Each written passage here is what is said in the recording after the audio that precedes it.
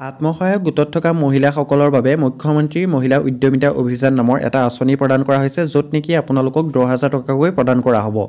এতিয়া দেখিছে আপোনালোকক ফৰ্মখন কিদৰে ফিল আপ কৰিব, কি ডকুমেণ্ট বিচৰা হৈছে। অলৰেডি এটা মই ভিডিঅ' বনাই দি ৰাখিছোঁ।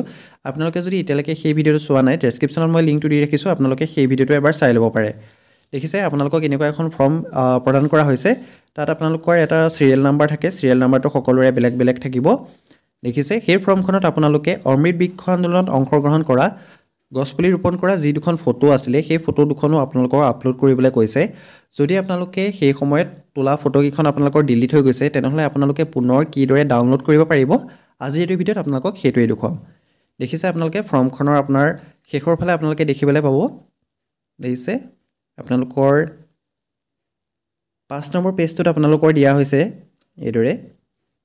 দেখিছে অমৃত বৃক্ষ আন্দোলনৰ অংশৰূপে ৰোপণ কৰা পুলিকেইটাৰ ফটো। এতিয়া দেখিছে আপোনালোকে পুলিকেইটাৰ ফটো আপোনালোকৰ ইয়াত আপলোড কৰিবলৈ কৈছে। আপোনালোকে ইয়াত কিদৰে আপলোড কৰিব চাওক। এতিয়াও আপোনালোকে যদি আপোনালোকৰ অমৃত বৃক্ষ আন্দোলনৰ সময়ত ৰোপণ কৰা পুলিকেইটা জীয়াই আছে, তেনেহ'লে আপোনালোকে ডাইৰেক্ট পুলিকেইটা ফটো ক্লিক কৰি পেলাই দুখন ফটো আপোনালোকৰ যিহেতু 3টা পুলি ৰোপণ কৰিবলৈ কোৱা হৈছিলে গোটৰ মহিলাসকলক, আপোনালোকে 2টা গছপুলিৰ ফটো এতিয়াও তুলি পেলাই আপোনালোকে ফটো প্ৰিণ্ট কৰি উলিয়াই ইয়াত লগাই দিব পাৰিব। যদি আপোনালোকে বৃক্ষ আন্দোলনত অংশগ্ৰহণ কৰা ফটোকেইখন দিম বুলি ভাবে, তেনেহ'লে আপোনালোকে সেই ফটো দুখনো পুনৰ ডাউনলোড কৰিব পাৰিব। এতিয়া চাওক, তাৰ বাবে আপোনালোকে অমৃত বৃক্ষ আন্দোলনৰ যিটো অফিচিয়েল ৱেবছাইট আছে, সেই অফিচিয়েল ৱেবছাইটত আপোনালোক যাব লাগিব। লিংকটো মই ডেছক্ৰিপশ্যনত দি ৰাখিছোঁ, সেই লিংকত গৈ পেলাই আপোনালোকে ডাইৰেক্ট লগ ইন কৰিব পাৰিব। দেখিছে অমৃত বৃক্ষ আন্দোলনৰ যিটো ৱেবছাইট, এইদৰে আপোনালোকৰ খোল খাব। অমৃত বৃক্ষ আন্দোলনতো কেইবাটাও ভিডিঅ' বনাই থোৱা হৈছে, সেইকেইটাও লিংক মই ডেছক্ৰিপশ্যনত দি ৰাখিম, আপোনালোকে সেইকেইটা ভিডিঅ' চাব পাৰিব। দেখিছে আপোনালোকৰ এইদৰে ৱেবছাইটটো খোল খাব। আপোনালোকে যিদৰে ফটো আপলোড কৰিবৰ বাবে লগ ইন কৰিছিলে, ডাউনলোড কৰিবৰ বাবেও তেনেকৈ আপোনালোকে লগ ইন কৰি ল'ব লাগিব। ছাইডত আপোনালোকে দেখিবলৈ পাইছে লগ ইনৰ অপশ্যনটো দিয়া আছে। ডাইৰেক্ট আপোনালোকে লগ ইন অপশ্যনটোত ক্লিক কৰিব। লগ ইন অপশ্যনটোত ক্লিক কৰি দিয়াৰ লগে লগে আপোনাৰ মোবাইল নাম্বাৰ আৰু পাছৱৰ্ড নহ'লে OTP বা ৰেজিষ্ট্ৰেশ্যন নাম্বাৰটো আপোনালোকৰ ফিল আপ কৰিবলৈ আহিছে। তাৰপাছত আপোনালোকে তলত দেখিবলৈ পাইছে click here to one time password. আপোনালোকে সেই অপশ্যনটোত ক্লিক কৰি দিলে আপোনাৰ মোবাইলত এটা OTP চেণ্ড কৰা হ'ব, আপোনাৰ যিটো ৰেজিষ্টাৰ মোবাইল নাম্বাৰ দিছিলে সেই সময়ত। যদি আপোনাৰ OTPটো যোৱা নাই, বহুতৰ OTPটো যাওঁতে কেতিয়াবা প্ৰব্লেম দিয়ে।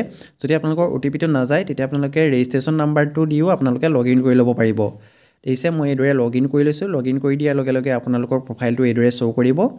দেখিছে ৰেজিষ্ট্ৰেশ্যন নাম্বাৰটো শ্ব' কৰিব, কেটেগৰীটো শ্ব' কৰিব।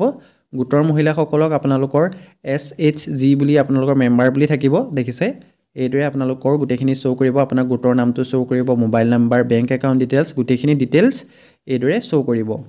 যদি আপোনালোকে চাৰ্টিফিকেটখন ডাউনলোড কৰিম বুলি ভাবে, চাৰ্টিফিকেটখনো আপোনালোকে ছাইডত ডাউনলোড চাৰ্টিফিকেট অপশ্যনটোত গৈ আপোনালোকে ডাউনলোড কৰি ল'ব পাৰিব। তাত ক্লিক কৰি দিয়াৰ লগে লগে আপোনালোকৰ চাৰ্টিফিকেটখন ডাউনলোড হৈ যাব। তাৰপৰা তলত দেখিবলৈ পাইছে আপোনালোকে টোটেল ইমেজ আপলোডেড 4 দিয়া আছে। আপোনালোকে যেইটা গছপুলি ৰুই ফটো আপলোড কৰিছিলে সেইটাই আপোনালোকৰ দেখুৱাব। যদি আপুনি 2খন ফটো আপলোড কৰিছিলে 2 দেখুৱাব, যদি 3খন কৰিছিলে 3 দেখুৱাব। দেখিছে এইদৰে আপোনালোকে ডাউনলোড অপশ্যনটোত ক্লিক কৰি চাৰ্টিফিকেটখনো এইদৰে ডাউনলোড কৰি ল'ব পাৰিব আপোনালোকে। এতিয়া মই দেখুৱাই দিম আপোনালোকে ফটোকেইখন কিদৰে ডাউনলোড কৰিব। ভিউ লিষ্ট অপশ্যন যিটো দেখিছে আপোনালোকে তাত ক্লিক কৰিব। তাত ক্লিক কৰি দিয়াৰ লগে লগে আপোনালোকে কি গছপুলি ফটো আপলোড কৰিছিলে গোটেইখিনি ফটো ইয়াত শ্ব' কৰিব। মই 4খন আপলোড কৰিছিলোঁ বাবে 4খন শ্ব' কৰিছে। দেখিছে ইয়াত আপোনালোকৰ প্ৰথমতে প্লেণ্ট নেম, তাৰপাছত ইমেজ, তাৰপাছত আপোনালোকৰ টাইমটো আপোনালোকৰ তাত শ্ব' কৰিব। দেখিছে প্ৰথমতে প্লেণ্ট নেমখিনি ইয়াত দিয়া হৈছে, আজাৰ, অগৰু গোটেইখিনি দিয়া হৈছে, আমলখি আপোনালোকৰ এইদৰে দিয়া থাকিব। প্লেণ্ট নেমখিনি আপুনি যিটো পুলি ৰোপণ কৰিছিলে বা যিটো পুলি চিলেক্ট কৰিছিলে সেই পুলিটোৰ নাম ইয়াত শ্ব' কৰিব।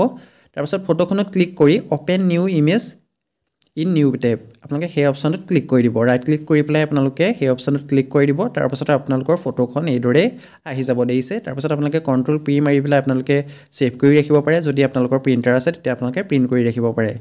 এইটো কেৱল লেপটপতে পাৰিব, আপোনালোকে মোবাইলত কৰিবলৈ অলপ অসুবিধা হ'ব, বাবে আপোনালোকে লেপটপত এইদৰে চেষ্টা কৰিব। এইদৰে আপোনালোকে অমৃত বৃক্ষ আন্দোলনত অংশগ্ৰহণ কৰা ফটোকেইখন আপোনালোকে অতি সহজতে ডাউনলোড কৰি ল'ব পাৰিব।